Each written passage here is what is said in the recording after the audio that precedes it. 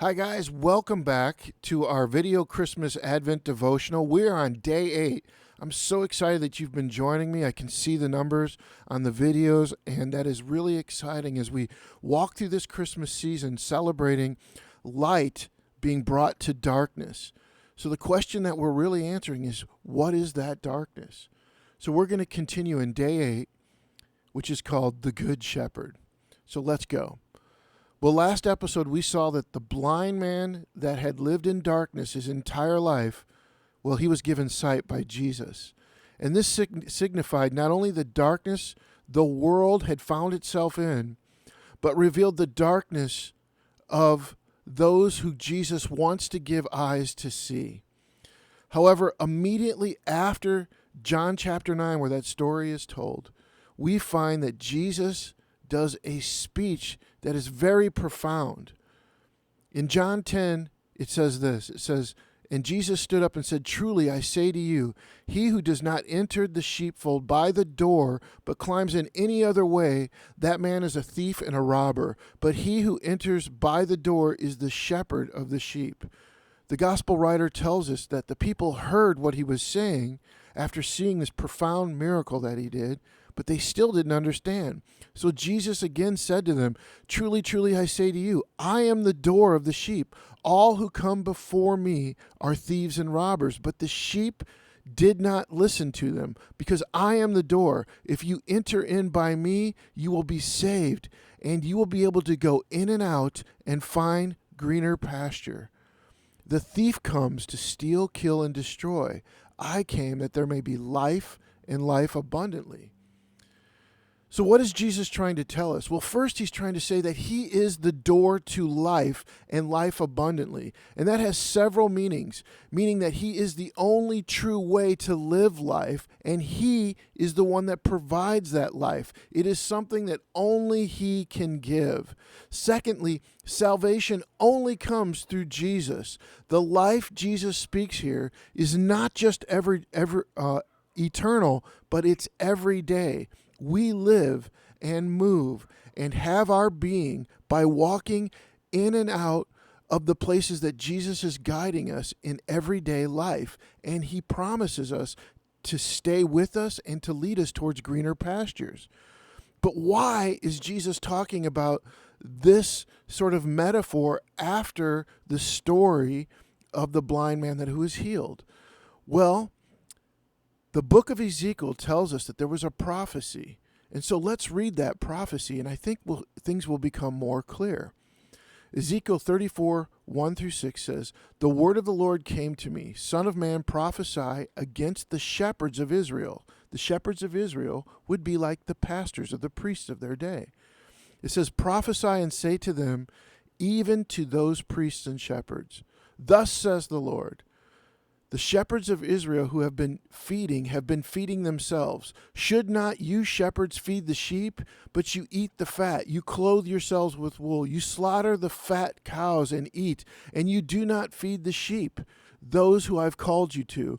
The weak have not been strengthened, the sick have not been healed, the injured have not been bound up. The strayed you have not brought back, the lost you have not sought, and with force and harshness you have ruled over them. So they were scattered because there were no shepherds, and they became food for all the wild beasts in the field. My sheep were scattered. They wandered all over the mountains and on every high hill. My sheep were scattered all over the face of the earth, with none to search and seek for them." You see, the condition of mankind that Ezekiel is describing prophetically, by the way, that's more than 1,200 years before Jesus, that prophetic description is what Jesus was walking in and walking out. He was the one coming to them that sought and searched them out. People were scattered and confused, left in darkness, feeling hopeless, and those who were called to gather them, the shepherds of Israel, and called to give them hope, now used God as a religion, as a way to separate themselves in the name of some form of holiness. And those who needed God the most were left all over, scattered and helpless. No one searched and sought out the people. So those in the dark were left in the dark, and those who noticed they were in the dark did all they could to conjure up through their religion some kind of light, but it was not the light and the love of God. But Jesus, even seeing this, he directly speaks to this, and he says, all those who come before me are thieves and robbers. And he said, the thief comes to kill and destroy. So what does that mean? Part of the darkness that mankind finds himself is not just evil people doing evil deeds. It is the good deeds we try to accomplish as sinners to justify our own goodness, even through religion. Ezekiel tells us of such justification. He says, should not shepherds feed the sheep, but instead you eat, you clothe yourselves, you take care of yourselves and leave the sheep to fend for themselves. See, the idea here is that man creates his own doors of salvation, created by the works of his own goodness, something that could never mend the heart or take us or give us the salvation that only God can give. His doors are just a way to save himself and to appease a God that he conjures up for himself and to set himself apart in front of the people. His doors are something achievable, something that he can walk through but others can't. Something that, think about this, something that says you are either in with us or you're out. Something based on earthly accomplishments of religion or religious have-tos and don't-dos.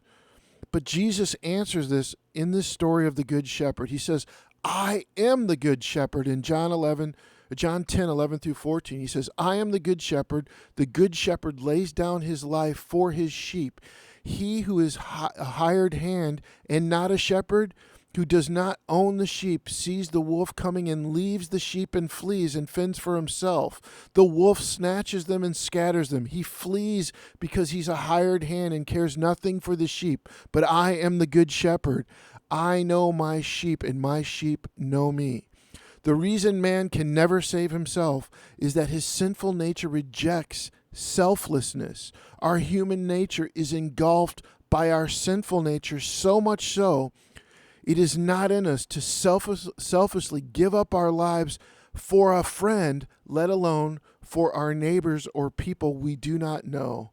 So we cling to our spiritual resumes, which will never justify even our good works in this life as a means of salvation. So it begs the question, what is it that religion is trying to accomplish that Jesus has not already done? This is why Christmas is such a time of celebration, guys. Jesus came to save the world, the whole world, all of it. The lonely, the lost, the so-called good or the so-called bad, even the religious. He came to us from heaven to earth. He came to those scattered and lost in darkness. This was something the shepherds of Israel could not even do, and to this day they do not do. They live and we live in the midst of the lost, the least, and the helpless, and the last of all people. We live in the midst of people hurting and burnt and burnt out by religion. But God sent us a good shepherd, someone who would come into our darkness and seeks to come into the darkness of our hearts. He gave us Jesus, the one that we can trust and place our faith. So the difference between religion and good news is this. Religion spends all its time trying to get into heaven and to appease God in front of all the people. The good news is that Jesus has done and accomplished what religion has and has brought God to us. All right, guys, tune in next time for Lazarus when we learn about light overcoming darkness. I'll see you then.